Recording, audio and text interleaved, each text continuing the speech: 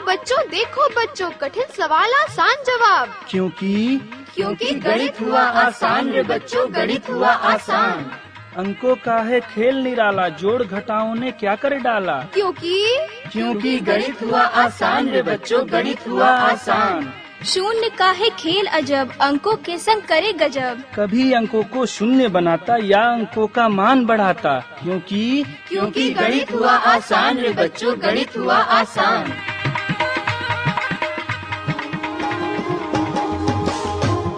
अलवर की आवाज 90.8 FM पर मैं हूँ आपके साथ, आपका दोस्त बसंत। तो दोस्तों, अलवर की आवाज के गणित हुआ आसान के इस अंक में आज हम जानेंगे वेक्टर अलजेब्रा के बारे में। पिछले अंक में भी हमने वेक्टर अलजेब्रा के पहले अंक में हमने जाना था, काफी कुछ हमें बताया था आईटी अलवर के असिस्टेंट प्रोफेसर सचिन वर्मा ने। वेक्टर अलजेब्रा, जिसे हिंदी में सदिश बीजगणित बोलते हैं, इसके दूसरे भाग में क्या बताने वाले हैं, चलिए जानते हैं। और आज हमारे साथ स्टूडियो में मौजूद हैं कुछ कम्युनिटी स्टूडेंट्स।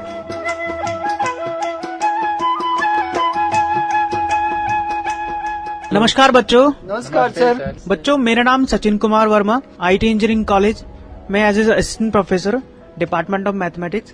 सबसे पहले मैं आप लोगों के बारे में जानना चाहूंगा। आप अपने बारे में अपना इंट्रोडक्शन दीजिए मुझे। Sir, myself Kamlendra. Myself Kunal Kushwaha. My name Vipin Soni. Myself Ujjwal Kumar.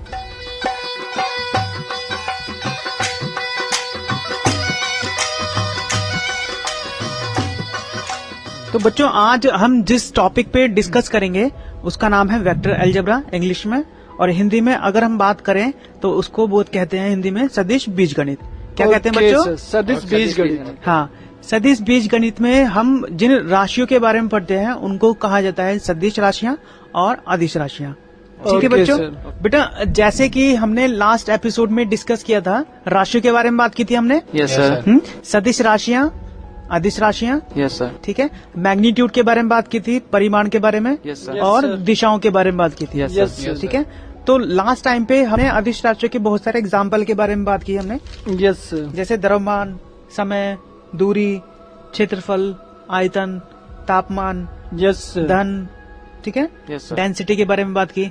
तो आज हम जिस टॉपिक में बात करेंगे वो राशियों का जो दूसरा पार्ट है, जिसे कहते हैं हम सदिश राशि।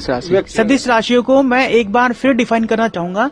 जैसे हमारी बहुत सारी राशियां ऐसी राशियां होती हैं जहां पे हम मैग्नीट्यूड पढ़ते हैं। Yes sir. ठीक है। यहाँ पे हम मैग्नीट्यूड के साथ साथ डायरेक्शन की बात भी करते हैं, दिशा की बात भी करते हैं। Yes sir. यस। जैसे लास्ट वाला एग्जाम्पल, पिछले एग्जाम्पल में मैंने बताया था लास्ट टाइम पे कि अगर मुझे यहाँ से दिल्ली जाना पड़े तो अगर 240 किलोमीटर का डिस्टेंस है तो मैं बोलता हूँ 240 किलोमीटर। यस। अगर मैंने सिर्फ 240 किलोमीटर कह दिया है, इसका मतलब मैंने सिर्फ मैग्नीट्यूड की बात की है। Yes sir. मैंने परिमाण के बारे में बात की है। अब तक ये सिर्फ क्या थी? दूरी थी और अदिश राशि। लेकिन अगर मैं इसके साथ में ये भी दिशा तय कर दूं कि 240 किलोमीटर उत्तर दिशा में, 240 किलोमीटर पूर्व दिशा में, तो यहाँ पे मैंने दिशा को भी मेंशन कर दिया। सदिश राशि हो जाएगी। तो परिमाण के साथ साथ मैंने दिशा को भी मेंशन किया है। इसका मतलब ये अपना में अब एक सदिश राशि बन जाती है। Yes sir. दूरी के साथ साथ दिशा का हो जाना अपने आप में सदिश राशि को निरूपित करता है। Yes sir. ठीक है। और ऐसी राशि को हम बोलते हैं सदिश राशि जहाँ पे मैग्नीट्यूड भी हो और डायरेक्शन भी हो। हिंदी में कहें तो आपका परिमाण भी हो और आपकी दिशा भी हो। ऐसी राशि को हम बोलते हैं सदिश राशि। सदिश राशियां। ठीक है बेटा। उससे पहले मैं थोड़ी सी और चीजें बताना चाहूंगा आपको, जहाँ पे हम कुछ आधारभूत संकल्पनाओं के बारे में बात करते हैं। ठीक है। सपोज करो कि एक तल दे रखा है मुझे, एक 2 डायमेंशनल फिगर दे रखी है या 3D फिगर दे रखी है, जिसे हिंदी में कहते हैं आपका 3D अंतरिक्ष में। Yes sir. और वहाँ पे कोई लाइन दे रखी है। Yes sir. ठीक है। लाइन को मैं रिप्रेजेंट कर रहा हूँ L से, स्मॉल L से। ठीक है। अब इस लाइन को मैं एक डायरेक्शन देना चाहता हूँ, या तो मैं लेफ्ट हैंड साइड में दूंगा या राइट हैंड साइड में। डायरेक्शन मतलब उस लाइन पे एक एरो बना रहा हूँ मैं। Yes sir. एरो समझते हैं? तीर का चिन्ह। तीर का चिन्ह ये मेंशन कर रहा है कि डायरेक्शन के बारे में। लेफ्ट हैंड साइड पे डायरेक्शन होगी, 2 दिशाएं हो सकती हैं उसकी, लेफ्ट में होगी या राइट में। Yes sir. दोनों ही दिशाएं हो सकती हैं। मैं अलग अलग डिफाइन कर रहा हूँ, एक बार राइट हैंड साइड में डायरेक्शन दे रहा हूँ और एक बार लेफ्ट हैंड साइड में। Yes sir. ठीक है। इस तरह से तो ऐसी रेखा जिसके बारे में मैंने डायरेक्शन दे दिया है उन्हें बोलते हैं हिंदी में दिष्ट रेखाएं, यस सर, जिसे बोलते हैं इंग्लिश में डायरेक्टेड लाइन। यस सर, अगर कोई सिंपल लाइन रखी है यहाँ पे और लाइन को आपने डायरेक्शन दे दिया तो वो क्या हो जाती है हिंदी में दिष्ट रेखा, या इंग्लिश में बोलेंगे तो डायरेक्टेड लाइन। ठीक है, अब हम एक काम कर रहे हैं कि वो जो लाइन है उस लाइन का एक पार्ट मैं कट कर लेता हूँ। एक लाइन है, बहुत लंबी चौड़ी लाइन है, ठीक है, उसको मैंने एक स्टार्टिंग पॉइंट ले लिया, बीच का कोई ए ले लिया और एक दूसरा पॉइंट ले लिया बी, और उसमें नाम रख दिया ए बी। अब ए बी क्या होगी आपकी डिस्प्लेसमेंट, यस सर, परिमाण। अब क्योंकि मैंने उसकी जो मैग्नीट्यूड है उसको फिक्स कर दिया है ए से बी। यूं तो पहले मैंने बताया लाइन बहुत लंबी चौड़ी लाइन थी, I mean, बहुत लंबी लाइन दे रखी थी। उसके लेंथ के बारे में मैंने बोल रखा है आखिरी से लेकर इन्फिनिटी से लेकर इन्फिनिटी जा रही है आपको। ठीक है, अब मैंने उसका परिमाण निश्चित कर दिया, मैंने उसको काट दिया बीच में से। यस सर, अब वो एक स्टिक टाइप की बन गई है ना, एक छड़ बन गई। अब उसको मैं नाम देता हूँ, इनिशियल पॉइंट को नाम देता हूँ ए और लास्ट पॉइंट को नाम देता हूँ बी। तो फाइनली ए बी से मैं उसे डिफाइन करता हूँ। ठीक है, अब वो बन जाती है आपकी कौन सी रेखा बन जाती है, डायरेक्टेड लाइन। अब वो बन जाती है आपकी दिष्ट रेखा खंड, लाइन सेगमेंट। लाइन और लाइन सेगमेंट में अंतर समझते हैं। एक लाइन जिसके सेगमेंट के बारे में मुझे इन्फॉर्मेशन है उसको मैं ए बी से दर्शा रहा हूँ। किसी लाइन पे 2 पॉइंट लें ए और बी, उन दोनों को मिला दें तो आपका जो लाइन है वो लाइन सेगमेंट बन जाता है, जिसे बोलते हैं हिंदी में दिष्ट रेखा खंड। ठीक है, तो वो जो लाइन सेगमेंट है उसमें डायरेक्शन भी है और उसमें मैग्नीट्यूड भी है, इसलिए ये कौन सी राशि बन जाती है आपकी, सदिश राशि। अगर सिर्फ और सिर्फ उस लाइन सेगमेंट में मैं सिर्फ और सिर्फ मैग्नीट्यूड की बात करूं तो वो क्या बनता है आपका मैग्नीट्यूड। यस क्योंकि वहाँ डायरेक्शन की बात नहीं की मैं, यस सर, क्योंकि वहाँ पे एरो भी है, डायरेक्शन भी है और मैग्नीट्यूड भी है, तो हम वहाँ बन जाती है वो सदिश राशि।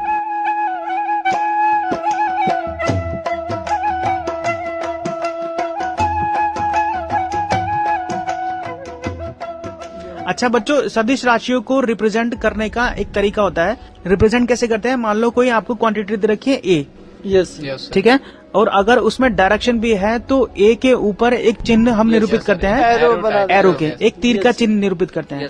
अगर कोई सिंबल आपको ए दे रखा है उसका मतलब तो ये होता है कि कोई सिंबल दिया हुआ है, अगर उसके ऊपर आपने एरो को इंडिकेट कर दिया है, एक तीर का चिन्ह दिखा दिया है, तो इसका मतलब क्या बन जाता है कि वो आपकी सदिश राशि बन जाती है, वो वेक्टर क्वांटिटी बन जाती है।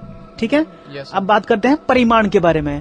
अगर उस राशि का, उस सदिश राशि का आप मापांक ले लें, मापांक समझते हैं, यस, हम दोनों तरफ मोडुलस लगा देते हैं, कई बार देखा होगा आपने, यस सर, है ना। यस, एक अगर कोई सिंबल है और एक को मैंने ए बार से दर्शा दिया है ऊपर, मतलब ए एरो से दर्शा दिया, तो वो बन जाती है वेक्टर क्वांटिटी, और उसको मैंने मोडुलस से दर्शा दिया था, वो बन जाती है आपकी मापांक, परिमाण। परिमाण उस वेक्टर का परिमाण बन जाता है। ठीक है, तो अगर कोई लाइन सेगमेंट को मैं ए बी एरो से दर्शा रहा हूँ तो वो क्या बनता है आपका सदिश राशि, और ए बी एरो को मैं मापांक ले लूँ तो वो बन जाता है उसका अदिश राशि, मैग्नीट्यूड बन जाता है। ठीक है, चलिए ये तो हो गया मेरी तरफ से जो लाइन का रिप्रेजेंटेशन करता है और जो वेक्टर क्वांटिटी और स्केलर क्वांटिटी को हम निरूपित करते हैं। यस सर, ठीक है, अब मुझे सोच के बताएं, अगर कोई वेक्टर क्वांटिटी दे रखी है ए बी, कोई लाइन दे रखी है, लाइन सेगमेंट ए बी, और ए बी पे एरो लगा दिया, इसका मतलब हो गया कि वो आपको सदिश राशि दे दी है, ए बी एरो हो गया, और मैंने उसका मोडुलस निकाल दिया है, और ये कहा जाता है कि मोडुलस की वैल्यू लेस देन 0 होती है। तो क्या ये बात ट्रू हो सकती है, एक बार आपसे उस बताइए मोडुलस की वैल्यू लेस देन 0 हो जाए? नो सर, कभी नहीं हो सकती, कभी मेरा क्वेश्चन दोबारा सुनिए। Yes, मैंने कहा कि एक लाइन सेगमेंट दे रखा है ए बी, ए बी पे एरो लगा दिया मैंने, इसका मतलब वो क्या बन गया, वेक्टर क्वांटिटी बन गई। बिल्कुल। अब ए बी एरो को पे मोडुलस लगा रहा हूँ मैं, इसका मतलब उस वेक्टर क्वांटिटी का मुझे मैग्नीट्यूड निकालना है, बिल्कुल मुझे परिमाण निकालना है। तो वो क्वांटिटी क्या लेस देन 0 अगर मैं कहूँ तो क्या ऐसा पॉसिबल है? नो सर, क्यों, ऐसा क्यों? यह हमेशा एक पॉजिटिव राशि होगी सर। नेगेटिव में नहीं आती, लेस देन 0 मतलब नेगेटिव आप कह रहे हैं, और नेगेटिव कभी हो नहीं सकता। Least value 0। ठीक है, ये मुझसे कह रहे हैं कि मैग्नीट्यूड की लिस्ट वैल्यू क्या होती है, वो 0 होती कोई है, मैग्नीट्यूड या है ना, 0 हो तो सकता है या उसकी उससे ज्यादा वैल्यू हो सकता है। नेगेटिव नहीं हो सकती है। Yes, ठीक है, जैसे लेंथ की बात करें हम, लेंथ को मैं नेगेटिव में नहीं दर्शा सकता। यस सर, No, पॉजिटिव, अगर किसी कमरे की दीवार 5 मीटर की है, 10 मीटर की है, तो वो नेगेटिव नहीं हो सकती है, नेगेटिव। किसी का अगर मास की बात करें हाँ। तो कभी नेगेटिव 0 से कम नहीं हो सकता। बिल्कुल एग्जैक्टली, कि अगर हम मास की बात करें तो मास नेगेटिव में नहीं होता है। टाइम को बात करें, टाइम नेगेटिव में नहीं चलता है। अगर 9 बजे हैं तो नेगेटिव 9 नहीं बजते हैं। पैसे की बात करें, पैसे मेरी मम्मी मुझे पॉकेट देती 3000 रूपये, तो वो 3000 नेगेटिव 3000 नहीं होते हैं। आई मीन जनरली केस में 3000 नेगेटिव मुझे पॉकेट मनी नहीं मिलती है, और नेगेटिव 3000 को लेके मैं बाहर जाकर शॉपिंग नहीं कर सकता हूँ। ठीक है, तो कहने का मतलब सिर्फ इतना कि परिमाण कभी भी नेगेटिव नहीं होता है। ठीक है, चलिए ये तो हो गया इसके बारे में, सदिश राशि के बारे में और लाइन सेगमेंट के बारे में मैंने डिस्कस किया, उसके निरूपण के बारे में, रिप्रेजेंटेशन के बारे में डिस्कस किया। ठीक है, अब हम जानेंगे सदिश राशियों के डेली लाइफ के एग्जाम्पल के बारे में।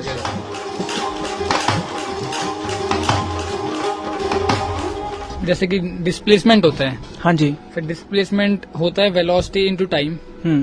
तो जैसा कि हमको पता है कि वेलोसिटी एक वो वेक्टर क्वांटिटी है, तो अगर वेक्टर क्वांटिटी को अगर किसी से मल्टीप्लाई करें तो हमें वेक्टर क्वांटिटी ही मिलेगी।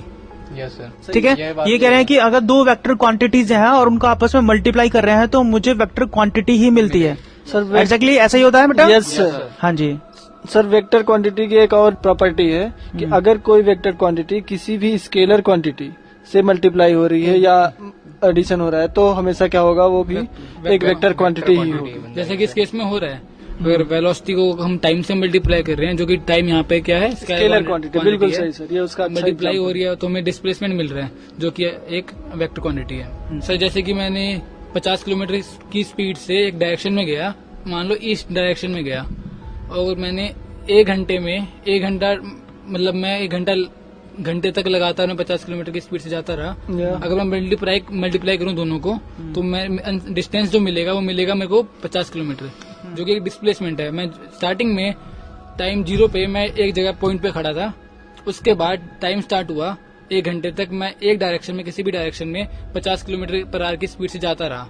तो जो मेरा डिस्प्लेसमेंट आएगा वो आएगा दोनों को मल्टीप्लाई करके, वेलोसिटी और टाइम को मल्टीप्लाई करके। वेलोसिटी थी मेरी 50 किलोमीटर पर आवर और जो टाइम था वो था 1 आवर, तो दोनों को मल्टीप्लाई करेंगे तो मुझे मेरा डिस्प्लेसमेंट मिल गया 50 किलोमीटर। और जैसे कि एक्सीलरेशन होता है, एक्सीलरेशन क्या होता है, जैसे कि मैं 50 किलोमीटर पर आवर की स्पीड से जा रहा हूँ, जैसे कि मैंने बोला था, अगर 50 किलोमीटर स्पीड की जाते जाते मैंने अपनी स्पीड बढ़ा ली या फिर कम कर ली।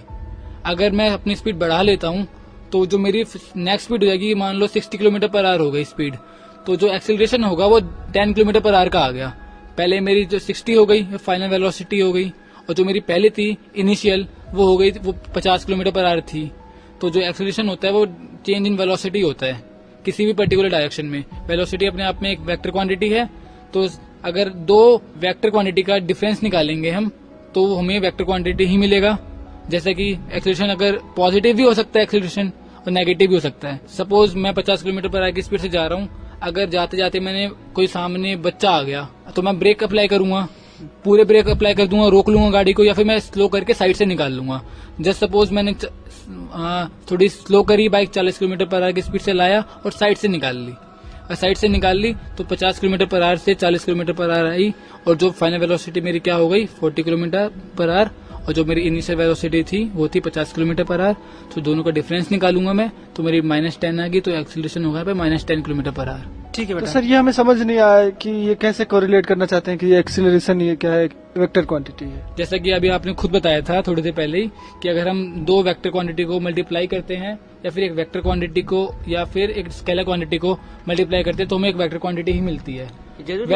हाँ, ये जरूरी है, थोड़ी देर पहले सर ने खुद ने बताया था। ये सेम वैसे ही अगर वेलोसिटी हम मान चुके हैं कि समझ चुके हैं कि एक वेक्टर क्वांटिटी है, तो दोनों के बीच का डिफरेंस जो आएगा वो भी एक वेक्टर क्वांटिटी आएगा, और वेलोसिटी का डिफरेंस को ही हम एक्सीलरेशन कहते हैं, जैसे कि थोड़ी देर पहले बताया था।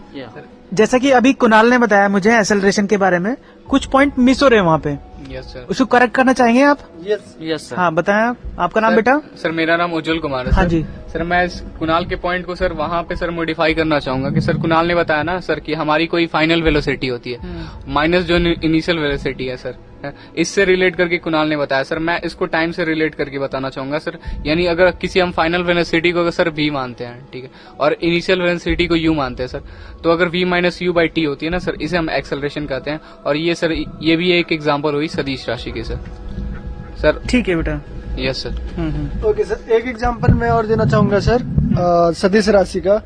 हमें पता है कि सर सदिश राशि का एक प्रॉपर्टी है कि अगर हम किसी सदिश राशि को किसी अदिश राशि के साथ अगर मल्टीप्लाई करते हैं तो वो भी एक सदिश राशि ही होती है। जबकि हम बात कर रहे हैं फोर्स की, यानी कि बल। फोर्स क्या होता है? m इंटू ए होता है एक्सेलरेशन। एक्सेलरेशन एक वेक्टर क्वांटिटी है, और जबकि मास हमने पिछले लेक्चर में पढ़ा था, मास एक अदिश राशि है, और यहाँ पे मास और एक्सेलरेशन का मल्टीप्लिकेशन हो रहा है, तो ये भी एक प्रकार का क्या होना चाहिए, वेक्टर क्वांटिटी, मतलब फोर्स क्या है हमारा, एक वेक्टर क्वांटिटी है। तो सर ये सही है? हाँ बिल्कुल, जैसे ये बता रहे हैं कि एफ निरूपित करता है बल को। Yes sir. और एफ का जो फार्मूला होता है एफ बराबर एम में होता है, जहाँ पे एम आपका मास होता है, जिसे परिमाण बोलेंगे आप, ठीक है। और ए क्या होता है, एक्सेलरेशन, इंग्लिश हिंदी में बोलेंगे उसे त्वरण। तो द्रव्यमान इंटू त्वरण की बात की जाती है। और क्योंकि मैंने अभी हम पिछले एपिसोड में ये डिस्कस कर चुके हैं कि जो द्रव्यमान होता है आपकी अदिश राशि होती है, ठीक है, इसका मतलब हो गया। और जो त्वरण होता है वो कौन सी राशि होती है, सदिश राशि। सदिश राशि। बेसिकली हम मल्टीप्लाई कर रहे हैं एक अदिश राशि को एक सदिश राशि में, जो कि रिजल्टेंट में क्या आती है, आपकी सदिश राशि आती है। तो इसका मतलब ये हो गया कि अगर हम किसी सदिश राशि को एक अदिश राशि से मल्टीप्लाई करें तो वो भी हमारी एक सदिश राशि होती है। जैसे मैंने अभी थोड़ी देर पहले एग्जांपल लिया था, जैसे कमलेंद्र ने मुझे बताया था कि अगर अलवर शहर में आईटी कॉलेज से अगर हम अलवर शहर में जाएं, मेन सिटी में जाएं, तो जितनी भी डिस्टेंस होती है वो कैसी होती है आपकी, अदिश राशि। और उसके साथ में अगर मैं दिशा जोड़ दूं उत्तर दिशा में या दक्षिण दिशा में, तब एक सदिश राशि हो जाएगी, तो वो सदिश राशि हो जाती है। और अगर मैं यही बोल दूं कि मैं वो जो 5 किलोमीटर, सपोज करो इन्होंने जवाब दिया 5 किलोमीटर पूर्व दिशा में, हम अलवर शहर में गए, वहां पे ये हमारी सदिश राशि बन जाती है। अब इन्होंने 5 को मल्टीप्लाई कर दिया 2 से, 2 कोई मैग्नीट्यूड है, कोई नंबर है, 2 को मल्टीप्लाई कर दिया 5 से, तो कितना बन जाता है, 10। अब ये जहां भी जिस भी दिशा में, मतलब जहां भी जिस एरिया में भी जाएंगे, अलवर से डेफिनेटली आगे जाएंगे, तो लेकिन आपकी क्वांटिटी चेंज हो रही है, दिशा चेंज नहीं हो रही। दिशा अभी इन्होंने पूर्व का है, तो 5 की जगह 10 हो गया, लेकिन दिशा कौन सी है, पूर्व ही है। तो ये भी कौन सी राशि होगी आपकी। अगर अलवर शहर से आगे कोई दूसरा शहर पड़ रहा है, अगर हम वहां पहुंच जाते हैं, तो वो भी जो क्वांटिटी है कैसी कहलाएगी, सदिश राशि, ठीक है। जैसे हम बात करें दिल्ली 240 किलोमीटर है पूर्व की दिशा में, अगर हम माने, ठीक है, और उससे आगे मैं अगर मेरठ जाना चाहूँ, दिल्ली से आगे मेरठ पड़ता है, और मैं उसको मल्टीप्लाई कर रहा हूँ 5 से, तो वो राशि भी जो डिस्टेंस और इनटू आपकी दिशा होगी, वो क्या कहलाएगी, आपकी सदिश राशि, ठीक है। मैं एक पॉइंट ऐड करना चाहूंगा। हाँ पूछो बेटा। जो कमलेंद्र ने अभी बोला कि जो force equal to mass into acceleration होता है, ये न्यूटन का सेकंड लॉ भी है। हाँ बिल्कुल बिल्कुल सही कह रहे हैं। यस सर, पर न्यूटन लॉ का जो सेकंड लॉ था वो ये था कि rate of change of momentum वो फोर्स के बराबर होता है। पर सर उसके यहाँ बाद एक्सेलरेशन जो है उसे ही rate of change of momentum बोलते हैं सर। हाँ, तो मोमेंटम मास इनटू वेलोसिटी होता है, पर उन्होंने एक वो करा था कि एक कंस्ट्रेंट डाला था कि मास हमेशा कांस्टेंट लेंगे, हम ये नहीं मानेंगे कि मास हम वेरी हो रहा है, इसलिए उन्होंने मास बाहर कॉमन आया था, मतलब ये माना था कि मास कांस्टेंट है, इसलिए जो मास बाहर आया था, और इसलिए force equal to mass into acceleration बना था। जो उसका जो इनिशियल था वो ये था कि rate of change of momentum होता है फोर्स के बराबर। कुणाल एक्चुअली सर कहना ये चाह रहे हैं सर, एक्चुअली फोर्स की फॉर्मूला ये था sir mb minus mu/t। Yes sir, और इसमें सर हुआ ये था, इस फॉर्मूले के अकॉर्डिंग सर इसमें सर मास को कॉमन ले लिया गया था सर, और बाद में v माइनस u/t था सर, और बाद में सर p माइनस u/t को सर एक्सेलरेशन से डिफाइन किया गया, और उसको सर ये डिफाइन करते हैं हम सर, इसको कहते हैं सर। हाँ, तो ये एक प्रकार का मतलब वही चीज हो गई, F बराबर ma, एक ही इन्होंने डेफिनेशन निकाल के रख दी है कि u माइनस वी अपॉन में T2 माइनस T1, मतलब टोटल डेफिनेशन हो गई एक्सेलरेशन की। ओवरऑल यही हुआ कि F बराबर ma हो गया। A क्या था हमारा, एक वेक्टर क्वांटिटी, और मास हमारा क्या था, स्केलर क्वांटिटी। ओवरऑल हमारा फोर्स क्या हो गया, वेक्टर क्वांटिटी। तो बेटा यहाँ पे सदिश राशियों में हमने बहुत सारी राशियों के बारे में जानकारी लिया। अब मैं जानना चाहता हूँ, जो भार होता है, जो भार जिसको W से निरूपित करते हैं, वो अदिश राशि होती या सदिश राशि। सर वेट एक प्रकार की सर वेक्टर क्वांटिटी है, अच्छा। सदिश राशि है, क्योंकि सर हमने देखा है कि जो ग्रेविटी है, वेट का फॉर्मूला होता है W बराबर mg। m होता है हमारा एक मास होता है, जो जी होती है ग्रेविटी। हाँ जी होती है ग्रेविटी। मास एक प्रकार का क्या चीज है, स्केलर क्वांटिटी है, जो हमने पहले पढ़ रखा है। लेकिन जी क्या है, ग्रेविटेशन मतलब गुरुत्वाकर्षण फोर्स। अब ग्रेविटेशनल ये एक प्रकार का एक्सेलरेशन होता है, और एक्सेलरेशन एक प्रकार का क्या है, वेक्टर क्वांटिटी है, ठीक है, जिसकी वजह से हम कह सकते हैं एक वेक्टर क्वांटिटी हमारा एक स्केलर क्वांटिटी के साथ मल्टीप्लाई हो रहा है। इसका मतलब जो हमने प्रॉपर्टी पढ़ी है वेक्टर क्वांटिटी की, उसके रिगार्डिंग हमारा वेट क्या हो जाता है, एक प्रकार का वेक्टर क्वांटिटी हो जाता है, वेक्टर क्वांटिटी हो जाती है, सदिश राशि हो जाती है। मतलब वेक्टर को वेट को हम एक सदिश राशि में कंसीडर करेंगे। ठीक है बेटा, ठीक है। सर जैसे एक मोमेंटम, वो भी हम कह सकते हैं कि सदिश राशि है। जैसे यस, कोई मोमेंटम एक कार हुआ और एक ले लीजिए ट्रक ले लीजिए, दोनों का मास अलग अलग है, एक ही डायरेक्शन में जा रहे हैं, आप जब देखने जब वो रुकेंगे तो उनका जो स्टॉपिंग टाइम होगा वो अलग अलग होगा, क्योंकि हमारी जो वेलोसिटी है वो स्केलर क्वांटिटी है और जो हमारा जो मास हुआ है वो एक अदिश राशि है। दोनों मल्टीप्लाई होके क्या बनाते हैं, सदिश राशि बनाते हैं। इसलिए हम मोमेंटम को क्या कहते हैं कि ये एक सदिश राशि है। जैसे कि हम कोई एक बास्केटबॉल है 2 kg का है, वो किसी पर्टिकुलर डायरेक्शन वेलोसिटी में इस डायरेक्शन में हुआ तो हम ये कैसे इसका मोमेंटम इस डायरेक्शन में हुआ, उसका मास कितना है 2 kg है और इस डायरेक्शन में है, तो हम उसको कह सकते हैं इसका मोमेंटम इस डायरेक्शन में, तो इसको ये सदिश राशि हुआ। ठीक है, उसी तरह जैसे कि हम जो मोमेंटम होता है उसकी जो वैल्यू होती है मास और डायरेक्शन में चेंज कर सकते हैं। जैसे मास चेंज हुआ और वेलोसिटी चेंज हुई तो उसका मोमेंटम चेंज हो जाएगा। जैसे हमने एग्जांपल लिया कार और एक ट्रक का, दोनों का मास अलग होता है और डायरेक्शन चाहे आप एक रख लो, मगर जो उसका स्टॉपिंग टाइम होगा, उसका जो मोमेंटम होगा वो अलग अलग होगा। तो इसलिए हम कह सकते हैं कि जो मोमेंटम है वो एक सदिश राशि है। जैसे कि मोमेंटम है वो किसी एक पर्टिकुलर चीज पे डिपेंड नहीं कर रहा है, वो 2 चीजों पे डिपेंड कर रहा है, मास पे और उसके वेलोसिटी पे। वेलोसिटी किसी पर्टिकुलर डायरेक्शन में, जैसे कि 2 डिफरेंट ऑब्जेक्ट्स है हमारे पास, एक बाइक है और एक ट्रक आ रहा है। जैसे सपोज अगर मास दोनों के मोमेंटम सेम हो सकते हैं एक तरीके से। ट्रक का वेट है, जस्ट सपोज मैं सपोज कर रहा हूँ कि 100 kg का ट्रक है जस्ट सपोज, और वो वेलोसिटी से आ रहा है 2 km/h की स्पीड से, तो दोनों का जो इसका मोमेंटम निकलेगा ट्रक का वो निकलेगा 200 मैग्नीट्यूड में, और जो बाइक आ रही है उसका वजन है 50 किलोमीटर और उसकी जो स्पीड है वो मान लेते हैं हम 4 km/h सपोज करिए। उसका जो मल्टीप्लाई करके जो हम मोमेंटम निकालेंगे उसका भी 200 आएगा। तो दोनों अगर दोनों में टक्कर हो, जैसे सपोज दोनों में टक्कर हो तो जो मोमेंटम है वो मतलब इक्वल हो जाएगा। हाँ, मोमेंटम जो होगा उनका डिवाइड हो जाएगा, बराबर बराबर डिवाइड हो जाएगा। इसका मतलब सर दोनों की डायरेक्शन पे मैटर कर रहा है। अगर एक दूसरे का अपोजिट आ रहे हैं तो क्या हो जाएगा कि मोमेंटम उनका डिवाइड हो जा रहा है। लेकिन चूंकि ये क्वांटिटी डायरेक्शन पे मैटर कर रही है, इसके लिए इसका मतलब हम कह सकते हैं कि एक वेक्टर क्वांटिटी है। अच्छा, मैं एक क्वेश्चन पूछना चाहता हूँ। Yes sir. एक बार मैं अलवर शहर से दिल्ली जा रहा था, दिल्ली में उतरा, वहाँ पे एक कुली दिखाई दिया मुझे। मैंने एक का कॉल किया, ठीक है, वहाँ पे, लेकिन वो थोड़े बुजुर्ग व्यक्ति थे, मेरा सामान बहुत ज्यादा था। मैंने उनको बोला कि मेरा सामान जाके आप जो बाहर स्टेशन पे उतरवा दीजिए। अब उन्होंने सामान तो ले लिया लेकिन वो मूव नहीं कर पाए। सामान इकट्ठा किया, अपने सर पे रखा और वो मूव नहीं कर पाए और वहीं के वहीं जो है फिर से रख गए और फाइनली वहीं बैठ गए वो। और फिर वो मुझसे कहते हैं कि मैंने अब काम कर दिया है और मुझे मेरा भाड़ा दे दीजिए। अरे तो क्या, मैंने उसको मना किया, मैंने कहा आपने कुछ काम तो किया नहीं। कह रहा मैंने सामान लिया है, आपका सामान उठाया था मैंने कहा काम तो हुआ नहीं। तो ये बताओ क्या ये मेरा कहना कि काम हुआ है या नहीं हुआ है, कितना सहमत है? उसको भाड़ा देना चाहिए था या नहीं? काम हुआ है तो मैं उसे भाड़ा दूंगा, मैंने उससे कहा मैं भाड़ा दूंगा अगर काम हुआ हो तो। तो क्या काम हुआ है एक्चुअली में? नहीं सर, एग्जैक्टली अगर बात करें तो काम नहीं हुआ है। क्यों, ऐसा क्यों? टेक्निकली क्योंकि डिस्प्लेसमेंट हम कंसीडर करते हैं, जो वर्क होता है वो वर्क बराबर होता है फोर्स इंटू डिस्प्लेसमेंट। अच्छा, अब उस आदमी ने, उस बुजुर्ग आदमी ने आपका भार तो उठा लिया, मेरा भार मतलब जो सामान था सामान तो उठा लिया, लेकिन उसने क्या किया फिर वहीं रख दिया। मतलब उसने जरा से भी डिस्प्लेसमेंट नहीं करी, तो उसने कोई काम नहीं किया अगर टेक्निकली देखा जाए तो। इसके रिगार्डिंग उसका कार्य जो हुआ F इंटू डिस्प्लेसमेंट 0, तो इसका मतलब वर्क बराबर क्या होगा 0, और इसका मतलब आपने अगर भाड़ा नहीं दिया तो आपने अच्छा किया। अच्छा, मतलब अगर उसने काम नहीं किया और मैंने उसे भाड़ा नहीं दिया, मेरा कहना सही था। Yes sir. वो गलत बोल रहा था कि मैंने आपका सामान उठा लिया तो मैंने काम कर लिया है। जबकि काम का जो फॉर्मूला अगर मैं मैथमेटिकली बात करूं, कार्य बराबर होता है बल गुना विस्थापन। Yes sir. हाँ, बल गुना विस्थापन।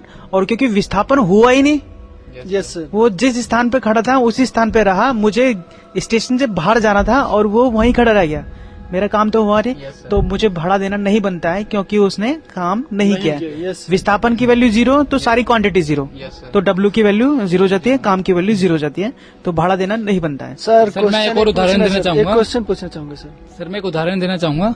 सर जैसे कि एक वेट लिफ्टर होता है, अच्छा, उसको वेट उठाना पड़ता है। तो सर वो वेट उठाता है, पूरी पार लगाता है अपनी, वो अपना वेट उठा के दोबारा जो वेट होता है उसको वहीं रख देता है। तो उसमें जिसने फोर्स बहुत ज्यादा लगाया वेट उठाने के लिए, पर जो डिस्प्लेसमेंट है वो वहाँ पर 0 ही होता है। तो यहाँ पर भी वर्क डन 0 ही होगा हमारा। एग्जैक्टली। अब देखो, उन्होंने वेट लिफ्टर है, इतना भार उठाया, वो थक भी गया, बहुत सारा वेट भी उठाया, उसकी चैंपियन भी बन गया। हाँ, चैंपियन भी बन गया, लेकिन उसने काम कुछ नहीं किया। यस सर, टेक्निकली मैथमेटिकली देखा जाए तो। और बहुत सारे हमारे ऐसे गेम होते हैं, आई मीन कॉम्पिटिशन होते हैं, जहाँ बहुत सारा अगर वेट आप लिफ्ट करो तो आपको प्राइज मिलता है, और आप जीत भी जाते हो। लेकिन फाइनली बात क्या होती है, आपने काम कुछ नहीं किया और काम ना करने के बाद भी आपको प्राइज मिल जाता है। ऐसी होता है बेटा? Yes sir. चलिए सर एक क्वेश्चन पूछना चाहूंगा। पूछ रहे थे मुझसे सर, ये बताइए अगर उस बुजुर्ग कूली ने आपका सामान आप जहां तक ले जाते हैं स्टेशन तक, पता चला आपको प्लेटफॉर्म 1 पे जाना था, प्लेटफॉर्म 1 तक ले गया, फिर पता चला नहीं अब नहीं जाना, ट्रेन छूट गई, फिर से वापस लाके उसी ट्रैक पे रख देता है, जहां से चला था वहीं लाके रख दिया। अब बताइए सर, आप उसको पैसा देते नहीं देते, मैथमेटिकली आप क्या प्रूफ करना चाहेंगे? डिस्प्लेसमेंट तो अब भी 0 है बेटा। तो सर इनिशियल पॉइंट से गया था और इनिशियल पॉइंट पे आ गया वो। तो सर आप अगर उसको आप मैथमेटिक्स के सर हैं तो इसका मतलब आप मैथमेटिकली उसको पैसा नहीं देंगे, जबकि इंसानियत के हिसाब से ये गलत होगा। मैथमेटिकली बात करें बेटा, मैं तो फॉर्मूला यूज करूंगा। मैं कहूंगा कि कार्य बराबर बल गुणा विस्थापन होता है, और विस्थापन आपने किया नहीं क्योंकि आप इनिशियल पॉइंट से स्टार्ट किया और इनिशियल पॉइंट पे आ गए। मैथमेटिकली मेरा काम उसने के द्वारा जो काम किया गया है वो 0 हुआ है। चाहे वो पूरे प्लेटफॉर्म पे घूम के या कहीं भी घूम के वहीं पे आ गया हो, तो काम उसने 0 किया है, उसको पैसा नहीं मिलना है मैथमेटिकली। और इंसानियत के नाम पे मैं उसे कितना पैसा देता हूँ ये मेरी मर्जी पे डिपेंड करता है। ठीक है बेटा? ठीक है सर।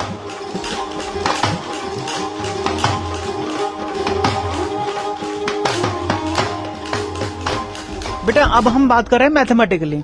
आपको एक वेक्टर क्वांटिटी दी है A बार, मैं कैपिटल A को मैं बार मतलब एरो की चिन्ह से दर्शा रहा हूँ, वो क्वांटिटी दी है, लिख लीजिए। 3 डायमेंशन फिगर के अंदर है 2i + 3j + k, ठीक है, जहाँ पे i j k आपके यूनिट वेक्टर्स हैं, समझते हैं ना यूनिट वेक्टर्स?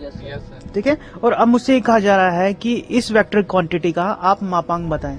√10 सर। कैसे बेटा, कैसे निकालते हैं? जो किसी भी वेक्टर क्वांटिटी का जो मैग्नीट्यूड होता है वो बराबर होता है, अगर वो 3D इक्वेशन है तो कर्डी के अंदर a² + b² + c², जहाँ a b c i j k के कोफिशिएंट होते हैं रिस्पेक्टिवली। आपको मैं जनरली बताता हूँ, अगर कोई आपको वेक्टर दिया हुआ है r एरो से दर्शा रहा हूँ मैं, और उसकी वैल्यू दे रखी है xi + yj + zk, जहाँ पे i j k आपके जो है यूनिट वेक्टर्स हैं। Unit vector, yes. i क्या है x एक्सिस के अलोंग, यस सर। j क्या है y एक्सिस के अलोंग, और z क्या है k एक्सिस के अलोंग यूनिट वेक्टर्स हैं। और अगर इस वेक्टर क्वांटिटी r का आपको मॉडुलस निकालना पड़े तो फॉर्मूला क्या होता है, √x² + y² + z², जहाँ x क्या है y का i का कोफिशिएंट ऑफ x, y क्या है कोफिशिएंट ऑफ y, j का कोफिशिएंट, और z क्या है k का कोफिशिएंट। तो फॉर्मूला आपका हो जाता है r modulus = √x² + y² + z²। ठीक है।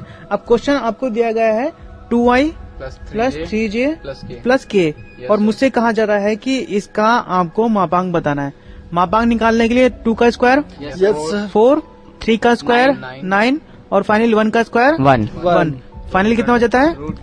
√14। इस ए क्वांटिटी जिसको मैं ए आपको एरो बता रहा हूँ, इस वेक्टर क्वांटिटी कितना है, मॉडुलस है। ठीक है। तो ये हो जाता है √14, इसका मापांक आ जाता है। यस। फिनिश करें। Yes sir. तो बच्चों आज हमने जाना सदिश राशियों के बारे में, बहुत सारे एग्जाम्पल्स के बारे में जाना। दोबारा अगर हम बात करें, सदिश राशियां वो राशियां जहां परिमाण के साथ साथ दिशा की बात होती है। ठीक है। और बहुत सारे डेली लाइफ के एग्जाम्पल्स के बारे में हमने बात की, भार के बारे में, है ना, वेलोसिटी के बारे में, एक्सीलरेशन के बारे में, वर्क के बारे में, ठीक है, संवेग के बारे में, तो बहुत सारी बातों के बारे में जानकारी की। तो आज के लिए इतना ही। आगे आने वाले एपिसोड में हम और बहुत सारी नई चीजों के बारे में जानकारी लेंगे, जो स्केलर क्वांटिटीज जुड़ी हुई और आपकी वेक्टर क्वांटिटीज जुड़ी हुई। ठीक है। तो आज के लिए इतना फिनिश करते हैं। धन्यवाद। Thank you.